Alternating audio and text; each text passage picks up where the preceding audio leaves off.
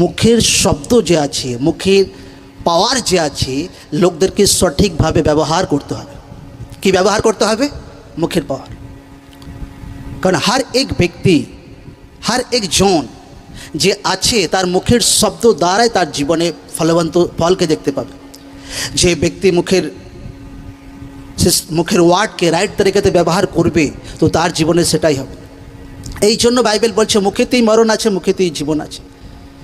গলিয়ত একটা রং ওয়ার্ড তার জীবনে ডিক্লেয়ার করছে, কিন্তু দাউদ তারপরে পজিটিভ ওয়ার্ড ডিক্লেয়ার করছে, নো এটা হবে না, আমি যেটা বলছি সেটাই হবে, প্রভু যিশু জীবিত নামে আমেন। আজ যখন আপনাকে বলে লোকরা প্রার্থনায় যাচ্ছিস, কোনো লাভ হবে না, আপনি কি ওয়ার্ড ঘোষণা করেন? তখন আপনাকে তার থেকে আরও পাওয়ারফুল ওয়ার্ড ঘোষণা করা দরকার আছে। আর যখন লোকরা বলে কোনো হাল হবে না, শয়তান যখন বলে কোনো হাল হবে না, আপনাকে পজিটিভ ওয়ার্ড ঘোষণা করতে হবে যে আমি সুস্থ হচ্ছি, আমার পরিবার ব্লেসড হচ্ছে, আমার বাচ্চারা আশীষিত হচ্ছে। কারণ কোনো ব্যক্তি যেটা মুখে ঘোষণা করবে সেটাই তার জীবনে হবে একদম। Amen, amen, hallelujah.